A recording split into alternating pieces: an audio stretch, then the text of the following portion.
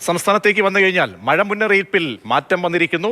10 ജില്ലകളിൽ yellow alert പ്രഖ്യാപിച്ചിരിക്കുന്നു. Thiruvananthapuram, കൊല്ലം, പത്തനംതിട്ട, ഇടുക്കി ഒഴികെയുള്ള ജില്ലകളിലാണ് മഴ മുന്നറിയിപ്പ് വരുന്നത്.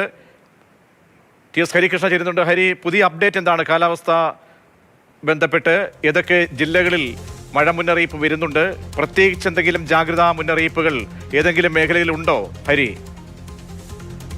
ബംഗാൾ ഉൾക്കടലിൽ ഒരു ന്യൂനമർദ്ദമുണ്ട്. ആ ന്യൂനമർദ്ദം ശക്തി പ്രാപിച്ച് അതിതീവ്ര ന്യൂനമർദ്ദമായി മാറിയിട്ടുണ്ട്. ഈ ന്യൂനമർദ്ദത്തിന്റെ സ്വാധീനത്താലാണ് കേരളത്തിൽ മഴ കൂടുതൽ സജീവമാകുന്നത്. പ്രധാനമായും മലയോര മേഖലയിലാണ് കൂടുതൽ മഴയ്ക്കുള്ള സാധ്യത കാലാവസ്ഥാ നിരീക്ഷണ കേന്ദ്രം പ്രവചിച്ചിരിക്കുന്നത്. ഇന്നിപ്പോൾ 10 ജില്ലകളിലാണ് ഇന്ന് മഴ മുന്നറിയിപ്പ് നൽകിയിരിക്കുന്നത്. അതായത് തിരുവനന്തപുരം, കൊല്ലം, പത്തനംതിട്ട, ഇടുക്കി ഒഴികെയുള്ള മറ്റെല്ലാ ജില്ലകളിലും യെല്ലോ അലർട്ടാണ്. ഒറ്റപ്പെട്ട ശക്തമായ മഴയെന്നാണ് പ്രവചനം.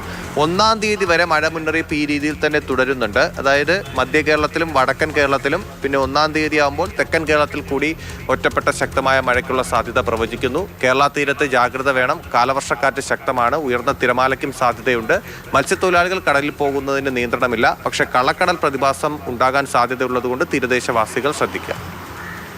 10 ജില്ലകളിലാണ് യെല്ലോ അലർട്ട്. പ്രേക്ഷകർ ഓർക്കണം, തിരുവനന്തപുരം, കൊല്ലം, പത്തനംതിട്ട, ഇടുക്കി ഒഴികെയുള്ള ഈ ജില്ലകളിലാണ് മഴ മുന്നറിയിപ്പ് പുതുതായി വരുന്നത്. ടി.എസ്. ഹരികൃഷ്ണയാണ് തിരുവനന്തപുരത്ത് നിന്നും ഏറ്റവും പുതിയ വിവരങ്ങൾ നൽകിയത്.